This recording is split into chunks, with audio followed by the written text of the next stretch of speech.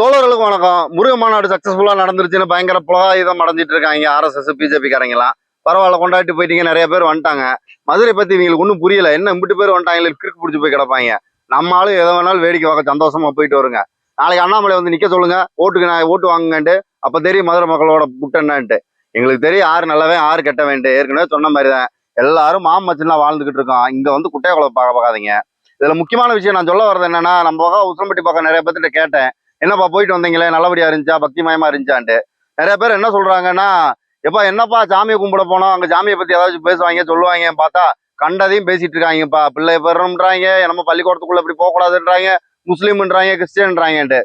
புரியாத மக்களுக்கு 2-3 விஷயம் நான் சொல்லிக்கிறேன். பாமர மக்களை கொண்டு போய் சாமியை காட்டிட்டு கூட்டு வரலாம். அது அவ்வளவுதான், அதோட முடிஞ்சுக்கிறோம். இல்லாம இவங்க பெரிய போர்ஸ்னால நினைச்சுக்கிட்டு இருந்தீங்கன்னா டம்மி பேசுவீங்க. ஐபிஎஸ் படிச்சுக்கிட்டு கேனத்தனமா சாட்டையை கொண்டு அடிச்சுட்டு இருக்காங்க. இவங்க எல்லாம் அறிவாளி என்று நிறைய மக்கள் புரிஞ்சுக்கிட்டு இருக்காங்க. தெளிவா புரிஞ்சுக்குங்க மக்களே. நம்ம ஊர்ல என்னைக்குமே நம்ம எந்த குழந்தைகளையும் அந்த மதத்துல வா இந்த மதத்துல வான்னு சொன்னது இல்ல.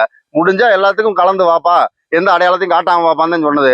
எந்த பள்ளிக்கூடத்துலயும் அந்த அடையாளத்தை காட்டான்றதுக்காக யாரையும் வெளியேற்றதும் கிடையாது, அடிச்சதும் கிடையாது.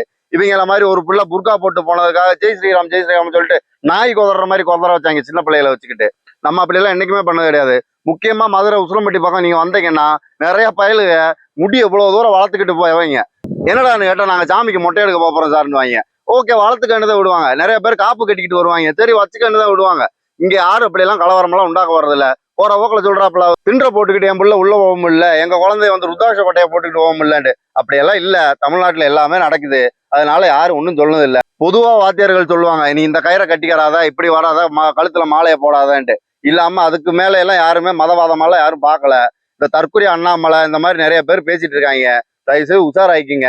இவங்க இவ்வளவுதான் மதத்தையும் ஜாதியும் தூண்டி விடுறதுதான் இவங்க முருகனை தூக்கி தர்றாங்க. நம்ம முருகனை என்னைக்குமே கொண்டாடிட்டு தான் இருப்போம்.